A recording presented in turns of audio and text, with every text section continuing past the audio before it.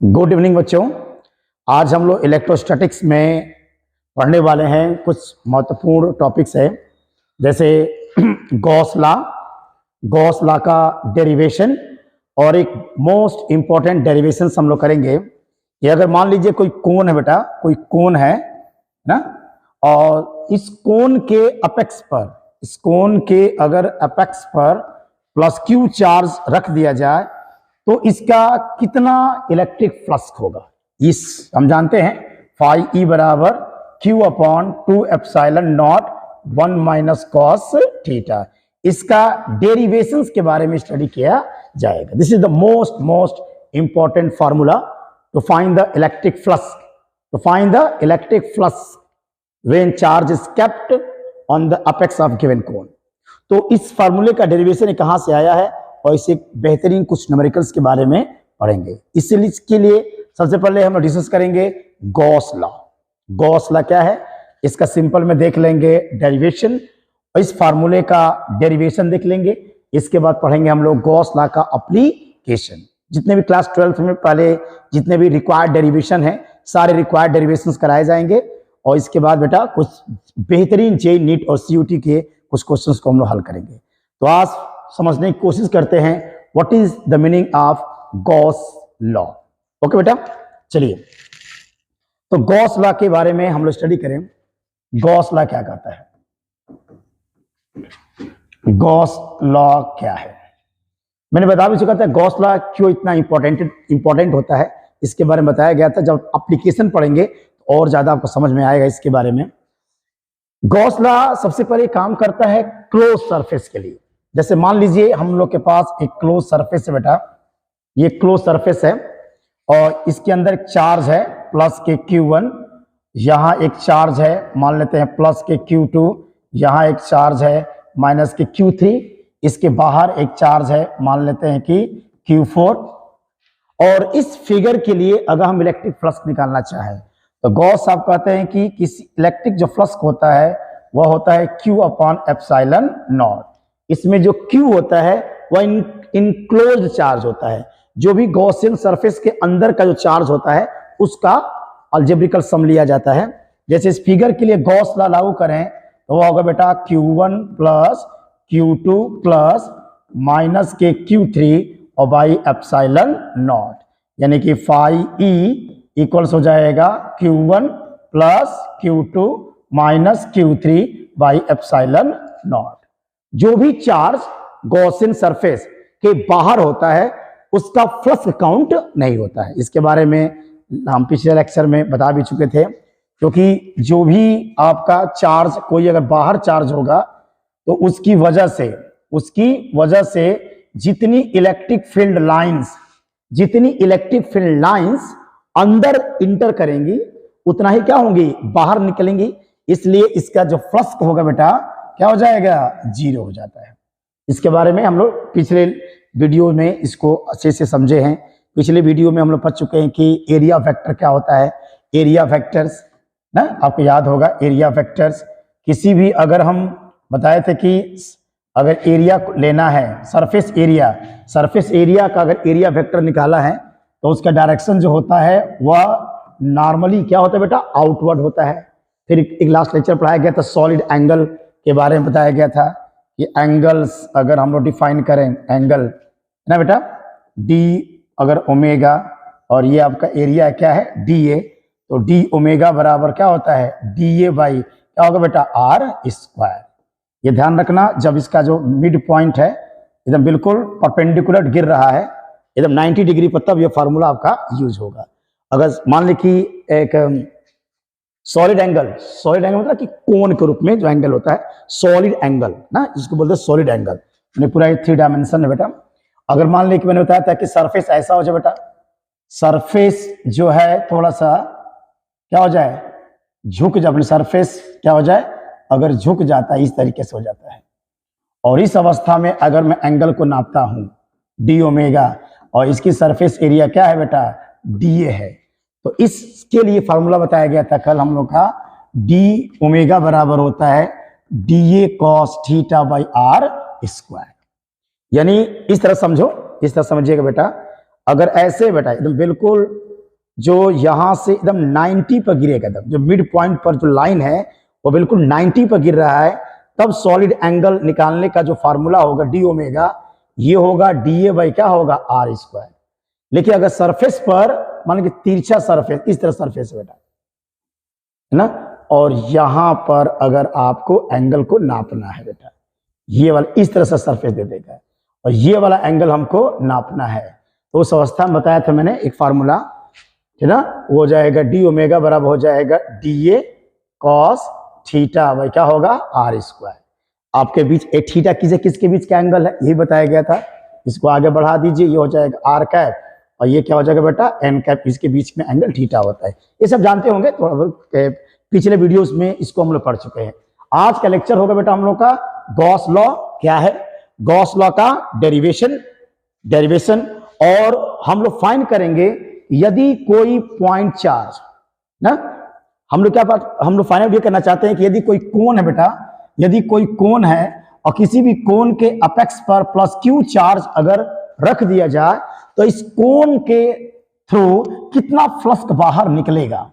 सब बच्चे जानते हैं इसका डेरिवेशन होता है, अरे इसका आंसर होता है कि फाई ई बराबर क्यू अपॉन 2 एप्सिलॉन नॉट और 1 माइनस के कॉस के थीटा, जहां थीटा क्या होता है वह सेमी वर्टेक्स एंगल, माने जो कोण का जो वर्टेक्स जो एंगल बन रहा है इसका आधा एंगल है, ध्यान रखना थीटा आपका है ना। तो इसका डेरिवेशंस बहुत बच्चों को प्रॉब्लम करता है, हालांकि डेरिवेशंस का कोई बहुत काम नहीं है इंजीनियरिंग में और ना ही नीट के पेपर में, फिर भी बस एक ज्ञान के लिए एक नॉलेज के लिए इस फार्मूले का डेरिवेशन आज हम लोग पढ़ेंगे, ठीक है बेटा। तो चलिए we will discuss what is the meaning of Gauss law. Gauss law क्या है, गॉस लॉ क्या है, गॉस लॉ क्या है, सबसे ज्यादा इंपॉर्टेंट है गॉस लॉ का एप्लीकेशन कहां कहां करेंगे वो महत्वपूर्ण है। गॉस लॉ ये कहता है कि अगर कोई क्लोज सरफेस है, कोई भी क्लोज सरफेस है और किसी क्लोज सरफेस के अंदर मान लेके हमने कोई चार्ज को पुटअप कर दिया, तो चार्ज को अगर रखेंगे तो उसकी वजह से क्या मिलेगा, एक इलेक्ट्रिक फ्लक्स मिलेगा, एक इलेक्ट्रिक क्या मिलेगा फ्लक्स मिलेगा। इलेक्ट्रिक फ्लक्स पढ़ाया गया था ना, electric field lines which are passing through given surface normally, किसी सरफेस से नॉर्मली जो इलेक्ट्रिक फील्ड लाइंस जो निकलती हैं उनको हम इलेक्ट्रिक फ्लक्स कहते हैं। तो गॉस कहता है कि इसका जो इलेक्ट्रिक फ्लक्स होगा वह होगा Q अपॉन एप्सिलॉन नॉट होगा। इसमें ये जो Q है बेटा, ये Q इंपॉर्टेंट होता है, या Q होता है इनक्लोज्ड चार्ज, जो हम लोग का क्लोज सरफेस लेते हैं उसके अंदर का कितना चार्ज है उसी को एक Q के अंतर्गत काउंट किया जाता है। ये अगर कोई चार्ज क्लोज सरफेस के बाहर है तो वह इस Q के अंतर्गत नहीं आएगा। मैं बार बार इसका डायग्राम बना रहा हूं, जैसे मान लीजिए कि हम लोग के पास एक क्वेश्चन है, यहाँ पे एक चार्ज है Q1 है, यहाँ एक चार्ज है बेटा Q2 है, यहाँ एक चार्ज माइनस के Q3 है, और कोई बाहर चार्ज है, मान लीजिए कि एक चार्ज है Q4 है, यहाँ पे एक चार्ज है माइनस के Q5 है। इस फिगर के लिए अगर मैं गॉस थ्योरम अप्लाई करूं, गॉस थ्योरम अप्लाई करिए तो इसके लिए गॉस थ्योरम क्या हो जाएगा, फाई ई बराबर होगा sigma Q by epsilon not. ये ध्यान रखना इसमें जो Q है जो क्लोज सरफेस के अंदर का चार्ज है, अंदर का चार्ज है, तो फॉर्मूला क्या हो जाएगा आपका Q1 plus Q2 minus Q3 by epsilon not. तो गॉस लॉ ये कहता है कि किसी भी क्लोज सरफेस का जो इलेक्ट्रिक फ्लक्स होता है उस क्लोज सरफेस पर या क्लोज सरफेस के अंदर जो चार्ज इनक्लोज्ड हो रहा है, अगर उसमें एप्सिलॉन नॉट से डिवाइड कर देंगे तो हमको मिल जाएगा इलेक्ट्रिक फ्लक्स, इलेक्ट्रिक फ्लक्स हमको मिल जाएगा। तो सिंपल सा है, इलेक्ट्रिक फ्लक्स है किसी क्लोज सरफेस का, किसी भी क्लोज सरफेस का जो इलेक्ट्रिक फ्लक्स होगा उस क्लोज सरफेस के अंदर जो चार्ज आ रहा है उस पूरे चार्ज में एप्सिलॉन नॉट से डिवाइड करेंगे तो हमको मिल जाएगा इलेक्ट्रिक फ्लक्स, हमको मिल सकता है। इसको मैथमेटिकली कहा जाए कि गॉस लॉ को मैथमेटिकली लिखिए तो मैथमेटिकली हो जाएगा फाई ई, या हो जाएगा integration vector E dot vector ds equals के Q अपॉन एप्सिलॉन नॉट। ये Q क्या बेटा, enclosed charge by the Gaussian surface. अब इसका एक सिंपल डेरिवेशन कर लें और इसका हमारे लाइफ में गॉस थ्योरम का क्या क्या एप्लीकेशंस हैं इसके बारे में पढ़ें। इसके डेरिवेशंस करते हैं, एकदम सिंपल वे में करते हैं derivation. There are many way to derive this, इसको कई तरीके से डिराइव कर सकते हैं, लेकिन सबसे सरल तरीका हम लोग लेंगे। तो मान लीजिए सिंपल के लिए मैं मान लेता हूं कि एक हेलोस्फेयर है, हेलोस्फेयर, और हेलोस्फेयर के सेंटर पर मैं प्लस क्यू चार्ज रख दिया। अब यहां से जो इलेक्ट्रिक फील्ड लाइंस निकलेंगी या रेडियल होंगी, रेडियल इस तरीके से निकलेंगी। इलेक्ट्रिक फील्ड लाइंस देखिए बेटा ऐसे निकल रही हैं इलेक्ट्रिक फील्ड लाइंस, ये हो गया हम लोग का ई। ओके, एक और चीज बताया था मैं कि किसी स्फेयर की रेडियल लाइन नॉर्मल लाइन होती है, ये ध्यान रखना हमेशा।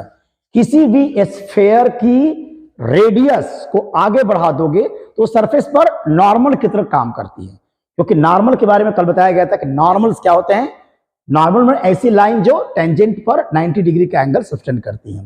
कुल मिलाकर किसी भी स्फेयर की रेडियल लाइन उस सरफेस पर नॉर्मल होती है।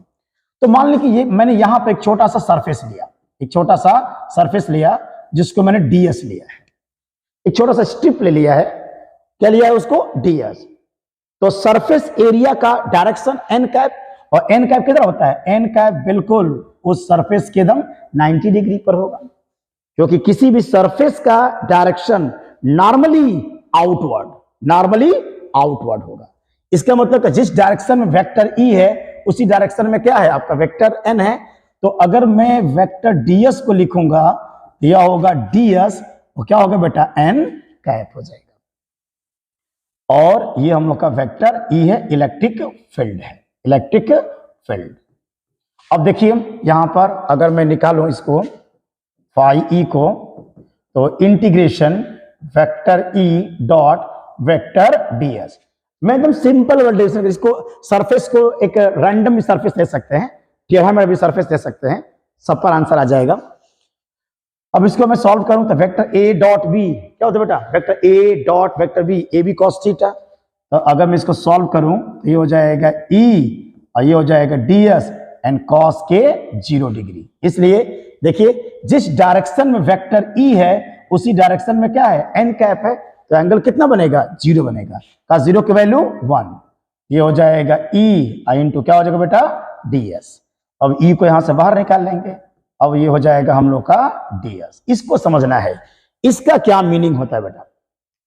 देखो ये क्लोज सरफेस इंटीग्रल डीएस का मीनिंग क्या है। देखिए जैसे मान लें कि स्फीयर है, हमने लिया था, इस पर छोटा सा एक स्ट्रिप लिया, क्या बेटा, इसके एरिया को डीएस। ऐसे ही असंख्य डीएस ले, कोई बच्चा यहां स्ट्रिप ले सकता है, देखिए यहां भी डीएस हो जाएगा, यहां भी डीएस हो जाएगा, ये भी डीएस हो जाएगा, ये भी डीएस हो जाएगा, ये भी डीएस हो जाएगा ना। डीएस तो आप कहीं भी ले सकते हो, ये भी आपका डीएस हो जाएगा, ये भी आपका डीएस हो जाएगा, यह भी आपका डीएस हो जाएगा। और इंटीग्रेशन माने कि सारे डीएस को जोड़िए, सारे डीएस को जोड़िए। देख लो बेटा जितने भी डीएस है, अगर सारे डीएस को आपस में मैं जोड़ दूं, आपस में जोड़ दूं तो मुझे मिल जाएगा total surface area of the sphere, total surface area of the sphere हमको मिल जाएगा। इसका मीनिंग हो जाएगा बेटा ई, और ये हो जाएगा total surface area of the sphere. और जो स्फीयर होता है, स्फीयर का जो टीएसए होता है वो 4 पाई आर स्क्वायर, तो इसकी रेडियस को मैं आर मान लेता हूं, ये हो जाएगा बेटा 4 pi R square, 4 pi R square. अब इस पॉइंट पी पर इलेक्ट्रिक फील्ड कितना होगा वो हमको पता है, ये तो हम पढ़ चुके हैं ई की वैल्यू। तो ई बराबर क्या होता है, 1/4 पाई एप्सिलॉन 0, और क्या होता है बेटा Q by R square, electric field intensity due to a point charge. तो एक चार्ज की वजह से पी पर कितना फील्ड जनरेट होगा ये हम ऑलरेडी डिराइव कर चुके हैं पीछे, मान रख दो यहां पर। तो ई का मान हो जाएगा 1/4 पाई एप्सिलॉन नॉट, और ये हो जाएगा Q by R square into 4 pi R square, पूरा सब्ट्रैक्ट कर दीजिए, यहां से आ गया Q by epsilon naught. This is Gauss law. तो गॉस लॉ प्रूव हो गया कि हम लोग का जो फाई ई होता है, माने इलेक्ट्रिक जो फ्लक्स होता है, वह क्यू अपन एप्सिलॉन नॉट के क्या होता है, बराबर होता है। ठीक है बेटा, बराबर होता है। चलिए इसका एक एप्लीकेशन बता दें, इसका एक एप्लीकेशन बताता हूं बेटा, इसका एक एप्लीकेशन करा दूं। आपके क्लास 12th में इसका एक एप्लीकेशन दिया है गॉस थ्योरम का। यदि कोई वायर है बेटा, ध्यान देना, अगर कोई वायर है, कंडक्टिंग वायर मान लीजिए, और इसको अगर पॉजिटिव चार्ज दिया जाए, यूनिफॉर्मली चार्ज दे दिया जाए, यूनिफॉर्मली चार्ज दिया जाए, और वो इनफाइनाइट लेंथ का है बेटा, इसकी लेंथ क्या है, इनफाइनाइट है, माइनस इनफाइनाइट से लेकर कहां तक है बेटा, प्लस इनफाइनाइट तक। और इस वायर से मान लेते हैं कि आर डिस्टेंस पर एक कोई पॉइंट है, और इस पॉइंट पी पर हमको इलेक्ट्रिक फील्ड चाहिए। गॉस ने कुछ आपको कुछ कह सकते हैं कि कुछ लिमिटेशंस दिया है आपको। अगर आप चाहते हैं कि हमारा आंसर जल्दी आ जाए तो उसके लिए कुछ फॉलो करना पड़ेगा। सबसे पहला कंडीशंस, गॉस लॉ को मानना पड़ेगा। हालांकि सरफेस कैसा भी ले सकते हैं, अगर आपकी मैथमेटिक्स बहुत अच्छी है, इंटीग्रेशन बहुत अच्छा है, तो सरफेस कैसा भी ले सकते हैं, लेकिन ज्यादा बेहतर होगा यदि सबसे पहला कंडीशन, जिस पॉइंट पर इलेक्ट्रिक फील्ड निकालना है ड्यू टू डिस्ट्रीब्यूटेड चार्ज, सबसे पहले वह पॉइंट गॉसियन सरफेस पर होना चाहिए। यानी अगर मुझे P पर इलेक्ट्रिक फील्ड निकालना है तो हमारे पॉइंट P एक गॉसियन सरफेस पर होना चाहिए।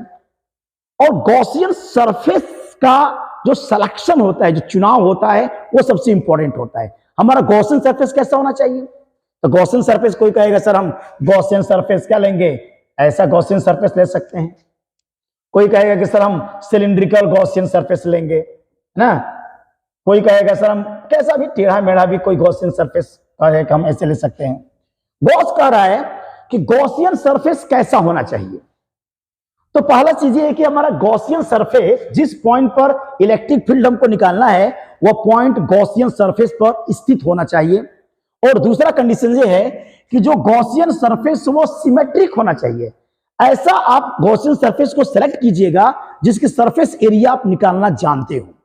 अगर मान लीजिए कि आपने गॉसियन सरफेस टेढ़ा मेढ़ा आपने ले लिया, तो इसकी सरफेस एरिया निकालने के लिए आपको मैथमेटिक्स यूज करना पड़ेगा, इंटीग्रेशन यूज करना पड़ेगा, माने क्वेश्चन और जटिल हो जाएगा ना। आ जाएगा इससे भी, लेकिन सवाल और जटिल हो जाएगा। तो सोच रहा है कि आसान करना, हमको काम को आसान करना, जटिल नहीं करना है। तो पहला कंडीशन क्या है, जिस पॉइंट पर इलेक्ट्रिक फील्ड चाहिए वह पॉइंट गॉसियन सरफेस पर होना चाहिए, मतलब उस पॉइंट से गॉसियन सरफेस होकर जाना चाहिए। दूसरा कंडीशन कि बेहतर होगा कि आप ऐसा गॉसियन सरफेस लें तो सिमेट्रिक हो, जिसकी सरफेस एरिया आप आसानी से निकाल सकते हो। जैसे मान लें गॉसियन सरफेस हम स्फेरिकल लेते हैं, तो स्फेयर का हम टी से टोटल सरफेस एरिया जानते हैं 4πr² होता है। अगर हम सिलिंड्रिकल लेते हैं बेटा, अगर मैं सिलेंडर के आकार का अगर मैं क्या लेता हूं, गॉसियन सरफेस लेता हूं, तो इसका भी मुझे टी से पता है, इसका भी टी से अगर निकाला जाए टी से, तो इसकी कर्व सरफेस एरिया कितनी होती है, 2πrh, हो जाएगा 2πr²। तो ऐसा पहली बात कि ऐसा गॉसियन सरफेस लीजिएगा, गॉसियन सरफेस का चुनाव करते समय ऐसा गॉसियन सरफेस आपको लेना है कि उस गॉसियन सरफेस का टी से टोटल सरफेस एरिया आप निकालना जानते हो, या उसका फार्मूला आपको पहले ही से पता होना चाहिए। And third one, that is the most important condition. वो थर्ड वन कंडीशन जान गए तब आप गॉस के न्यूमेरिकल्स को अप्लाई कर सकते हो। जैसे देखिए थर्ड वन सबसे मोस्ट इंपॉर्टेंट क्या है, मान लीजिए कि हम लोग के पास वायर है, यूनिफॉर्मली चार्ज्ड है, यूनिफॉर्मली चार्ज्ड एक वायर है जिसकी लेंथ इनफाइनाइट है। क्या बेटा, जिसकी लेंथ इनफाइनाइट है, ठीक है। अब मान लीजिए कि हमको पॉइंट P पर इलेक्ट्रिक फील्ड चाहिए। सबसे पहले इलेक्ट्रिक फील्ड लाइंस के बारे में सोचना पड़ेगा, इलेक्ट्रिक फील्ड लाइंस कैसे जाती है। अभी बता दूं कि अगर मान ले कि हम लोग का जो वायर है इनफाइनाइट लेंथ का है, तो हम लोग का इलेक्ट्रिक फील्ड लाइंस कुछ इस तरह से होकर जाएंगे। अभी बताऊंगा क्यों ऐसा होता है। देखिए ये इलेक्ट्रिक फील्ड लाइंस का डायरेक्शन है, ये इलेक्ट्रिक फील्ड लाइंस होती है। अगर मान लीजिए कि मुझे पॉइंट P पर इलेक्ट्रिक फील्ड चाहिए, और कोई बच्चा कह रहा है कि सर हम गॉसियन सरफेस क्या लेता लेता हूं, मैं ऐसा लेता हूं स्फेरिकल, हम गॉसियन सरफेस ले लिया, तो ये गलत सिलेक्शन आपका हो जाएगा, ये सवाल जटिल बना देगा। कैसे कि अगर मैं मान लीजिए यहां पर बात करता हूं, देखो बेटा इस यहां पे बात करता हूं, अगर मैं यहां पर ds लेता हूं, ds मैंने एक छोटा सरफेस एरिया लेता हूं, तो इसका n कैप तो इधर आ जाएगा, n कैप। ये वेक्टर E, इनके बीच का एंगल नहीं पता है आपको।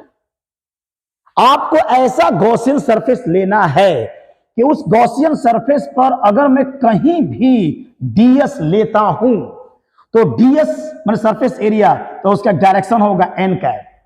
तो ds का जो डायरेक्शन होगा n कैप और उस पॉइंट से निकलने वाले इलेक्ट्रिक फील्ड के बीच का एंगल थीटा या तो 0 डिग्री हो या थीटा का मान आपका 90 होना चाहिए, तब जाके बेहतर जल्दी से आपका आंसर आ जाएगा।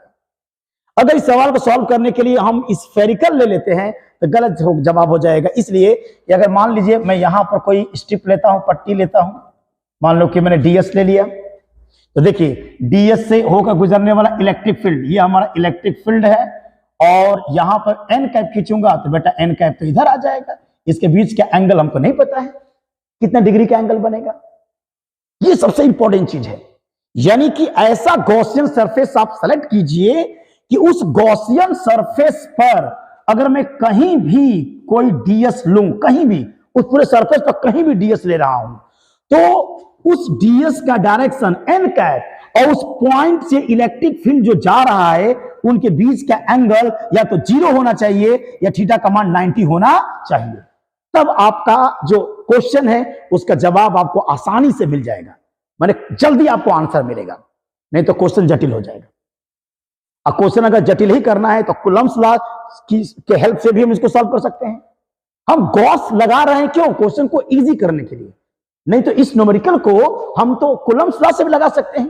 dq लेके ही पट्टी लेके इंटीग्रेशन कर देगा, आपका आंसर आ जाएगा। इसलिए सबसे इंपॉर्टेंट चीज है, जब भी आप गॉस लगाइएगा तो गॉस लगाते समय गॉसियन सरफेस कैसा होना चाहिए, गॉसियन सरफेस का जो सिलेक्शन है, जो चुनाव है, वो सबसे मोस्ट इंपॉर्टेंट होना चाहिए। ओके बेटा, अब देखिए समझा देता हूं आपको। जैसे अब हमारे पास एक वायर है ना, एक वायर है, स्ट्रेट वायर है, जिस पर चार्ज यूनिफॉर्मली क्या है बेटा, डिस्ट्रीब्यूटेड है, चार्ज यूनिफॉर्मली डिस्ट्रीब्यूटेड है, और ये क्या बेटा, इनफाइनाइट लेंथ का है, इनफाइनाइट लेंथ का है। अच्छा, इनफाइनाइट लेंथ का कर देने से क्वेश्चन इजी हो गया, फाइनाइट लेंथ करेगा तो क्वेश्चन और टफ हो जाएगा, ये बताएंगे उसके बारे में। इनफाइनाइट लेंथ का क्वेश्चन बहुत इजी है, क्यों बता रहे रीजन इसका। देखिए इनफाइनाइट अगर लेंथ कर देगा तो क्वेश्चन आसान क्यों हो जा रहा है। अब मान लीजिए कि हमारा पॉइंट P देखो यहां पर है, मुझे पॉइंट P पर कैसे बेटा इलेक्ट्रिक फील्ड इंटेंसिटी चाहिए पॉइंट P पर। तो गॉस का पहला कंसेप्ट क्या है, जिस पॉइंट पर इलेक्ट्रिक फील्ड इंटेंसिटी चाहिए वह पॉइंट, उस पॉइंट से गॉसियन सरफेस होकर जाना चाहिए, गॉसियन सरफेस सिमेट्रिक होना चाहिए। और तीसरा कंडीशन है, हम ऐसा गॉसियन सरफेस लेंगे कि उस गॉसियन सरफेस पर कहीं भी कोई स्मॉल स्ट्रिप, कोई स्मॉल ds लेता हूं तो n कैप और वेक्टर E के बीच का एंगल या तो 90 हो या तो 0 होना चाहिए, या एंगल आपका नोन है, एंगल हमको पता होना चाहिए कि आसानी से क्वेश्चन को सॉल्व कर सके। अब देखिए बेटा, अगर इस क्वेश्चन को सॉल्व करने के लिए मैं एक सेलेक्ट करने जा रहा हूं, मैं बेटा एक सेलेक्ट करने जा रहा हूं, एक गॉसियन सरफेस ले रहा हूं, कैसा ध्यान देना, सिलिंड्रिकल ले रहा हूं। अगर सिलिंड्रिकल आप गॉसियन सरफेस लेंगे तो ज्यादा बेहतर होगा। क्यों बेहतर होगा, इसको जवाब अभी आपको मिलने वाला है। यह सबसे बेहतर गॉसियन सरफेस होगा।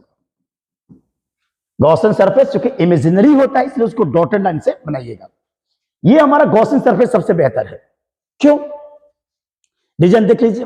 आप कहीं भी ds लो बेटा, देखिए मान लें कि मैं यहां पे एक ds ले रहा हूं, पट्टी ds, तो उस पॉइंट से होकर जाने वाला इलेक्ट्रिक फील्ड हमारा इधर है, और n कैप देखो, n कैप भी क्या है इधर, दोनों सेम डायरेक्शन में। यहां थीटा की वैल्यू क्या है 0, कहीं भी ले सकते हैं। ये हम लोग का वेक्टर E है। देखिए अगर यहां मैं ds ले रहा हूं, और देखिए n कैप, यहां थीटा की वैल्यू क्या है 0। इस पूरे कहीं भी ले सकते हैं आप, नो प्रॉब्लम एट ऑल। देखिए यहां पे मैं ले रहा हूं, ये हम लोग का इलेक्ट्रिक फील्ड है, और उसी डायरेक्शन में आपका एन कैप है, थीटा की वैल्यू क्या हो गया आपका 0 डिग्री। अगर मैं यहां लूं बेटा, देखो यहां अगर मैं ds लेता हूं, ds अगर यहां लूंगा तो इसका एन कैप तो इधर आ गया बेटा, आएगा ना, और इसका वेक्टर ई इधर आ जाएगा। देखिए यहां एंगल कितना हो गया 90 डिग्री। अगर मैं यहां लेता हूं पट्टी ds, अगर मैं यहां ds ले रहा हूं तो इसका क्या होगा एन कैप इधर आ जाएगा, अब वेक्टर ई आपका इधर आ जाएगा, एंगल कितना हो गया 90 डिग्री। यहां लीजिए, अगर मैं यहां पर ds ले रहा हूं तो इधर आपका हो जाएगा बेटा एन कैप, इधर हो जाएगा वेक्टर ई, एंगल कितना हो गया बेटा 90 डिग्री। देखिए एकदम परफेक्ट है। अगर मैं यहां ds ले रहा हूं ये हो जाएगा बेटा एन कैप और ये हो गया वेक्टर के ई, एंगल कितना हो गया बेटा 90 degree. This is the perfect, this is the perfect. ये हम लोग का इस क्वेश्चन को सॉल्व करने के लिए हम लोग का गॉसियन सरफेस का चुनाव सिलिंड्रिकल बेहतर होगा। इसलिए किस क्वेश्चन को सॉल्व करने के लिए जब मैं इस पूरे सिलेंडर पर कहीं भी स्ट्रिप ले रहा हूं तो उस एन कैप और वेक्टर ई के बीच का एंगल या तो 0 हो या तो 90 है। तो this is the good selection, this is the good way to find the electric field intensity at the point P। मैंने पॉइंट P पर इलेक्ट्रिक फील्ड इंटेंसिटी निकालने के लिए अगर मैं सिलिंड्रिकल गॉसियन सरफेस लेता हूं तो वह एक बेहतर सिलेक्शन कहा जाएगा, एक बेहतर चुनाव कहा जा सकता है। ओके, चलिए अब क्वेश्चन को सॉल्व कर सकते हैं। एक और चीज मैं बात बताना चाहता हूं पहले ही, एक और चीज देखिए बेटा, अगर फाइनाइट है, मान लीजिए कि वायर का जो लेंथ है बेटा वो फाइनाइट है, माने लेंथ इसकी लंबाई निश्चित है, और मान लीजिए बेटा यहां से हमको R0 पर मुझे एक पॉइंट चाहिए P। अब पॉइंट P पर जो इलेक्ट्रिक फील्ड आएगा बेटा, उस इलेक्ट्रिक फील्ड का जो डायरेक्शन होगा वह वायर के परपेंडिकुलर नहीं होगा। इससे नहीं हो पाएगा। देखिए इधर वाला जो एरिया है वो छोटा चार्ज है और ये वाला जो चार्ज है बेटा वो तो ज्यादा चार्ज है। तो मान लो कि इसकी वजह से P पर जो इलेक्ट्रिक फील्ड डेवलप होगा वो मान लेते हैं E1 है, छोटा सा DE1 है सपोज दैट, और इसकी वजह से जो डेवलप हो रहा है वो तो ज्यादा डेवलप हो जाएगा, DE2 हो जाएगा। और अगर मैं इसको स्प्लिट करूं, अगर मैं इसको स्प्लिट कर दूं बेटा, समझने के लिए मानते हैं θ1 है और मान लें कि θ2 है, तो इधर तो हम लोग का हो जाएगा DE1 cos के θ1, और इधर मिल जाएगा DE2 और cos के मान लेते हैं कि θ2 मिल जाएगा, और इधर क्या मिलेगा बेटा, इधर मिल जाएगा DE1 sin के θ1 और इधर मिल जाएगा DE2 और sin के θ2। क्या ये वाला वेक्टर इस वेक्टर को कैंसिल आउट नहीं कर पाएगा? इसलिए नहीं कर पाएगा क्योंकि ये वाला मैग्नीट्यूड इस वाला मैग्नीट्यूड के बराबर नहीं है। तो हमारे पॉइंट P पर एक EX भी मिलेगा और हमारे पॉइंट पर एक EY भी मिलेगा। तो रिजल्टेंट हमको कुछ ऐसे मिल जाएगा, इलेक्ट्रिक फील्ड का डायरेक्शन तिरछा आएगा ना। लेकिन इनफाइनाइट मान लेंगे तो प्रॉब्लम सॉल्व हो जाएगी। अगर वायर है बेटा, देखो वायर है और इसकी लंबाई को यदि मैंने इनफाइनाइट ले लिया, इनफाइनाइट अगर वायर को कर देते हैं, इनफाइनाइट कर दोगे, और कहीं भी अगर मैं पॉइंट ले रहा हूं बेटा, कहीं भी अगर पॉइंट कोई ले रहा हूं तो उस पॉइंट पर केवल हॉरिजेंटल केवल EX ही मिलेगा, EY की वैल्यू 0 हो जाएगी। इसलिए कि जब तार की लंबाई इनफाइनाइट है तो ये वाला और ये वाला दोनों जो इलेक्ट्रिक फील्ड डेवलप करेंगे, इसकी वजह से जो इलेक्ट्रिक फील्ड आएगा और ऊपर वाला की वजह से जो इलेक्ट्रिक फील्ड आएगा, अगर मैं इसको रिसोल्यूट करूंगा तो ये वाला कंपोनेंट इस कंपोनेंट को क्या करेगा, कैंसिल आउट कर देगा। तो केवल हमको क्या मिलेगा, केवल हॉरिजेंटल कंपोनेंट ही हमको मिलेगा, माने पॉइंट P पर केवल एक हॉरिजेंटल कंपोनेंट हमको मिलेगा। अगर फाइनाइट कर देंगे तो आपके पॉइंट P पर दो फील्ड मिलेंगे, एक EX और एक EY मिलेगा, और इसका डेरिवेशन कराया जा चुका है, इसका डेरिवेशन कराया जा चुका है। इसे ध्यान रखना कि अगर वायर की लेंथ बेटा इनफाइनाइट है तब तो क्वेश्चंस बहुत इजी है। अगर इनफाइनाइट है तो किसी भी पॉइंट P पर जो इलेक्ट्रिक फील्ड होगा वहां पर केवल हमको EX मिलेगा, EY नहीं मिलेगा। EY कंपोनेंट ऑटोमेटिक 0 हो जाएगा। कैसे 0 हो जाएगा, इसको थोड़ा समझा देते हैं कैसे 0 हो जाएगा। देखो बेटा, तो अगर वायर फाइनाइट लेंथ का है, तार की लंबाई क्या बेटा निश्चित है, फाइनाइट लेंथ है तार का, अब मान लीजिए यहां से एक पॉइंट है कोई P, और इसको यहां से मिला दो बेटा, और इसको यहां से आप मिला दीजिए। ये क्या हो गया, मान लेते हैं θ1, और ये हो गया बेटा क्या हो गया θ2। आपको याद होगा P पर दो फील्ड जनरेट होगा, ये पढ़ाया गया है आपका, एक EX आएगा, ये चूंकि बड़ा है तो एक क्या आएगा आपका EY जनरेट होगा। और EX EY निकालने का एक फार्मूला आपको डिफाइन किया गया है, याद होगा बेटा। EX निकालने का फार्मूला बोलो, lambda upon 4 pi epsilon not, और इस दूरी को क्या मान लेते बेटा R0 मान लिया जाएगा। तो R0 ब्रैकेट में आपका है बेटा sin θ1 प्लस sin θ2, ये EX, इसका डेरिवेशन एक लेक्चर में मैं कराया हूं। अगर EY का मान निकालोगे बेटा, EY का, तो ये हो जाएगा lambda upon 4 pi epsilon not और R0, और ये हो जाएगा बेटा cos θ1 माइनस के cos θ2 हो जाएगा। अब देखिए यहीं से आंसर आ जाए। उसके बाद नेट E कैसे निकलता है, पॉइंट P पर जो नेट इलेक्ट्रिक फील्ड होता है तो वह होता है बेटा EX का स्क्वायर, और क्या होता है EY का स्क्वायर। ये अगर तार की लंबाई फाइनाइट है तो ये तरीका अप्लाई किया जाता है। अब देखिए अगर मान लीजिए कि तार की लंबाई इनफाइनाइट है, आप पढ़े होंगे कि जब तार की लंबाई इनफाइनाइट होगा, तार की लंबाई इनफाइनाइट होगा तो θ1 कितना हो जाता है 90, और θ2 भी कितना हो जाएगा 90 हो जाएगा। ये प्रूव करेंगे इसको, क्योंकि जब θ1 बढ़ के 90 हो जाएगा तो तार, ऐसा समझ लो, देखो ऐसा समझो बेटा, जैसे मान लो R0 है ना, देखो ध्यान समझना, ये एंगल है कितना बेटा θ1, और ये इसकी लंबाई है यहां से लेकर के यहां तक। जरा θ1 को बड़ा करो, देखो अगर θ1 बड़ा होगा, देखिए तब तो आपकी तार की लंबाई भी क्या हो जाएगी, बढ़ जाएगी। अगर θ1 90 कर दोगे तो ये दोनों लाइनें आपस में क्या हो जाएंगी, पैरेलल हो जाएंगी, और पैरेलल लाइंस कहां मिलती है, इनफाइनाइट पर। इसलिए तार की लंबाई को इनफाइनाइट करने के लिए θ1 को 90 और θ2 को 90 करना पड़ेगा, तब वायर की जो तार की लंबाई है वो इनफाइनाइट हो जाएगी। अगर मैं θ1 θ2 को मान इसमें रख दूं, बेटा ध्यान देना, अगर मान रखूंगा तो ES कितना आएगा बेटा हमारा, EX बोलो बेटा lambda upon 4 pi epsilon 0 R0। अब बोलो sin 90 प्लस sin 90 की वैल्यू 1, तो 1 प्लस 1 कितना हो गया बेटा 2 हो गया, यहां से हो गया 2, मल्टीप्लाई कर दीजिए तो हो जाएगा EX की वैल्यू आ गया lambda upon 2 pi epsilon not into R, ये EX की वैल्यू। अच्छा EY की वैल्यू 0 हो जाएगा। देखिए अगर θ1 90 और θ2 90 रखेंगे तो cos 90 की वैल्यू 0, cos 90 0, तो 0 माइनस 0 पूरा EY। अगर θ1 इसमें मैं 90 पुटअप करूं और θ2 का मान भी 90 पुटअप कर दूंगा तो हमको EY की वैल्यू क्या होगा, 0 हो जाएगा। इसका मीनिंग ये रहा बेटा कि अगर तार की लंबाई इनफाइनाइट करेंगे तो पॉइंट पर केवल हॉरिजॉन्टल कंपोनेंट मिलेगा, वर्टिकल कंपोनेंट ऑटोमेटिक क्या हो जाएगा, 0 हो जाएगा, ठीक है ना, 0 हो जाएगा। तो अगर सॉल्व कर दें तब हमारा E बराबर क्या हो जाएगा, अंडर रूट क्या होगा बेटा ES का स्क्वायर और 0, तो हो जाएगा E बराबर क्या हो जाएगा ES, और ES का मान निकाल चुके हैं lambda upon 2 pi epsilon not into R, ये हम लोग का फार्मूला है। अगर वायर की तार की लंबाई इनफाइनाइट कर दिया जाए तो ये है इलेक्ट्रिक फील्ड निकालने का फार्मूला। लेकिन चलिए हम लोग इसे गॉस से हल करेंगे।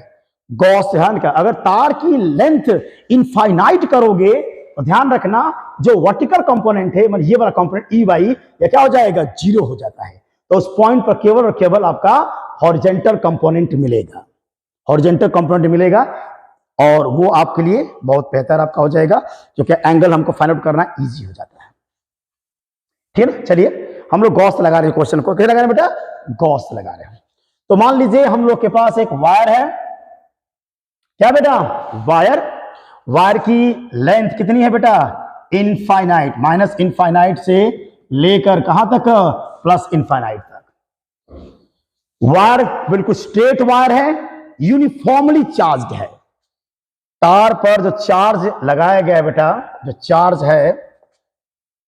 चार्ज है वह इनफाइनाइट है, यूनिफॉर्मली चार्ज है। देखो बेटा वायर पर जो चार्ज है यूनिफॉर्मली डिस्ट्रीब्यूशन है, और कितना है, लीनियर चार्ज डेंसिटी लैम्डा कितना मान लेते हैं, Q/L।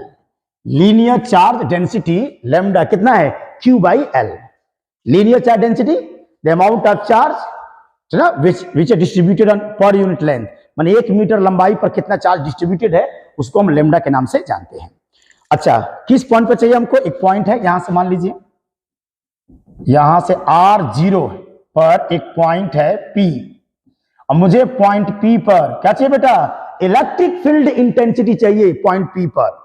गॉस लॉ अप्लाई करना चाहते हैं। बार बार रिपीट कर रहा हूं मैं गॉस लॉ के लिए। गॉस ने क्या बोला? जिस पॉइंट पर आपका इलेक्ट्रिक फील्ड निकालना है वह पॉइंट गॉसियन सरफेस पर होना चाहिए। दूसरा, गॉसियन सरफेस हमारा सिमेट्रिक होना चाहिए। हम ऐसा गॉसियन सरफेस सेलेक्ट करेंगे जिसके सरफेस एरिया निकालना आसान हो या हमको पहले ही से पता हो, जानते हो। और तीसरा सबसे मोस्ट इंपॉर्टेंट, हम एक ऐसा गॉसियन सरफेस ले, गॉसियन सरफेस समझता क्लोज सरफेस होता है, हम ऐसा गॉसियन सरफेस लेंगे कि उस गॉसियन सरफेस पर कहीं भी मैं स्मॉल ds, मैं छोटे सा एरिया में सेलेक्ट करता हूं तो n कैप और वेक्टर E के बीच में एंगल या तो 0 हो या तो 90 होना चाहिए। This is the most important condition to find the answer very easy. आसानी से आंसर आपको फाइंड आउट हो जाएगा इसके लिए। ओके बेटा, चलिए अब मुझे P पर क्या चाहिए बेटा? फील्ड। तो कैसा लूंगा मैं सिलेंड्रिकल गॉसियन सरफेस लेने जा रहा हूं, सिलेंड्रिकल गॉसियन सरफेस में लेने जा रहा हूं। तो चलिए मैं एक सिलेंड्रिकल गॉसियन सरफेस लेने जा रहा हूं, इनफाइनाइट लेंथ। ठीक है बेटा, सिलेंड्रिकल ले रहा हूं, ठीक ना। इसकी लेंथ कितना मान लेते बेटा? मान लेते इसकी लेंथ कितनी है? L है बेटा, L है। और इसकी रेडियस कितनी है बेटा? R0 है।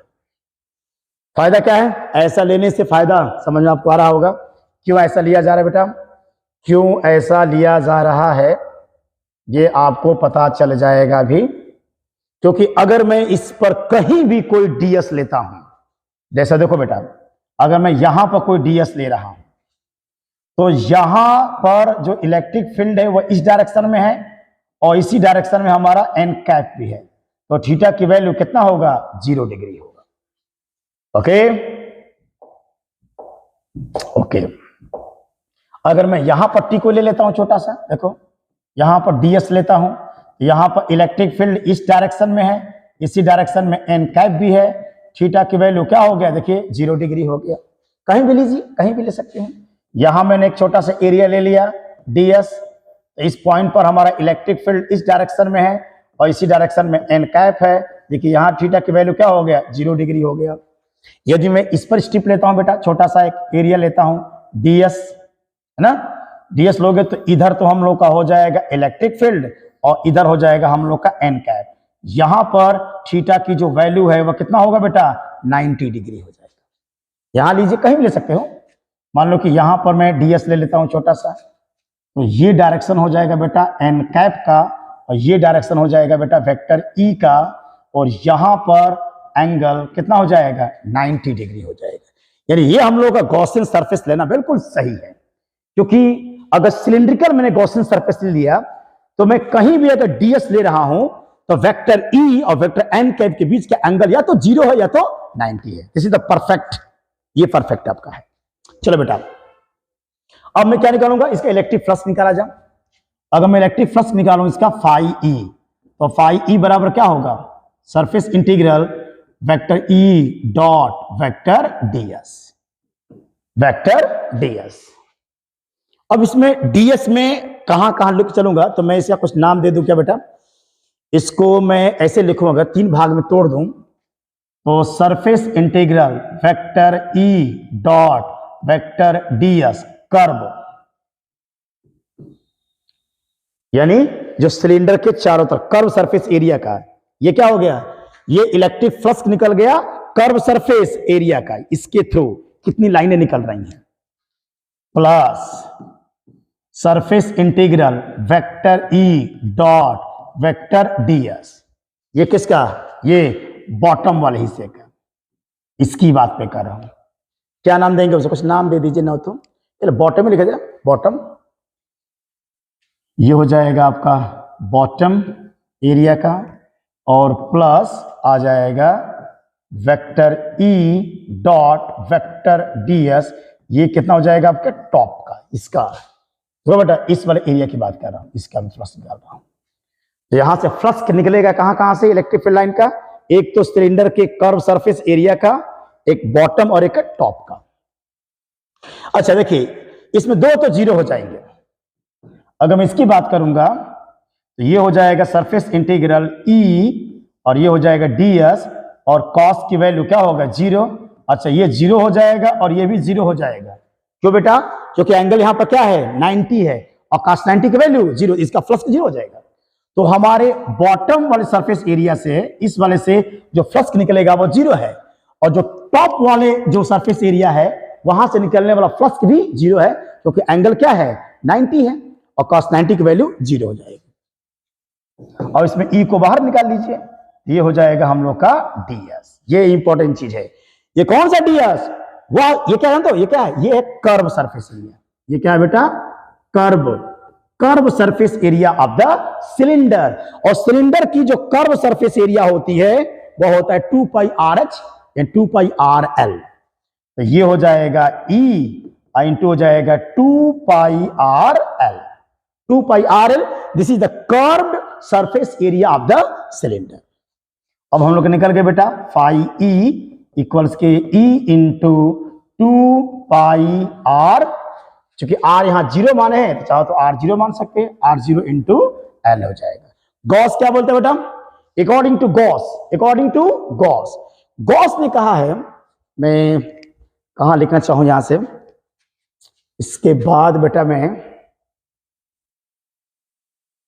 यहां मैं दिखा दे रहा हूं इसको, इसके बचे हुए पार्ट को मैं यहां पर लिखना चाह रहा हूं। गॉस सही दिखाई दे रहा होगा। गॉस क्या कह रहा है बेटा कि फाई ई बराबर होता है क्यू बटा एप्सिलॉन नॉट, लेकिन गॉस थ्योरम में जो फाई ई का जो मान होता है फाई ई बराबर क्यू अपन एप्सिलॉन नॉट, इसमें क्यू क्या बेटा, क्यू होता है जो गॉसियन सरफेस लिए हैं उसके अंदर का चार्ज, माने गॉसियन सरफेस के अंदर का चार्ज हमको केवल चाहिए। ओके, तो आपको कह रहा है कि 1 मीटर लंबाई पर जो चार्ज है वह लैम्डा है ना बेटा। तो L मीटर, देखिए इसकी लेंथ कितना है, L है, तो L मीटर लंबाई पर जो चार्ज होगा वो क्या होगा, L into lambda. Are you getting? अगर नहीं समझ में आ रहा है तो एक और भी तरीके से समझा सकते हो। देखो इस तरह से कि अगर यहां पर मैं मान लेता हूं कि जो गॉसियन सरफेस के अंदर का जो चार्ज है उसको मैं निकालना चाहता हूं, तो ये क्या बेटा बोल रहा है, ये क्या होगा, लैम्डा क्या है, लैम्डा होता है बेटा the amount of charge on unit length. 1 metre लंबाई पर जो चार्ज है उसको लैम्डा कहा गया है। अगर तार की लंबाई 2 मीटर होता तो चार्ज हो जाता 2 लैम्डा। तो हम लोग का जो लेंथ है बेटा, देखो लेंथ कितना है आपका L, तो L लंबाई पर कितना चार्ज होगा, यहां से क्रॉस मल्टीप्लिकेशन कर दोगे तो लैम्डा इंटू क्या हो जाएगा, L हो जाएगा। बोलो लैम्डा इंटू L, तो ये हो जाएगा फाई E बराबर हो जाएगा lambda into L by epsilon not. और फाई E का मान तो हम बच्चों यहां से निकाल चुके हैं, रख दीजिए, तो हो जाएगा lambda L by epsilon not equals क्या होगा बेटा, E इंटू 2 पाई R0L। देखो बेटा L से L हम लोग का कैंसिल हो गया, ये नीचे आ जाएगा और हो जाएगा E बराबर lambda upon 2 pi epsilon not into R। This is the formula. ये एक फॉर्मूला है कि अगर वायर की लेंथ है, अगर हमारे जो वायर है स्ट्रेट वायर हो, यूनिफॉर्मली चार्ज डिस्ट्रीब्यूटेड हो, तार की लंबाई इनफाइनाइट हो, तो उसकी वजह से R0 मान लो बेटा, डिस्टेंस को मैं R0 माना हूं तो R0 पर, तो अगर वायर से R0 डिस्टेंस पर कोई पॉइंट है तो उस पॉइंट पर कितना इलेक्ट्रिक फील्ड जनरेट होगा, ये इसका फार्मूला निकल गया। E बराबर lambda upon 2 pi epsilon 0 into R0।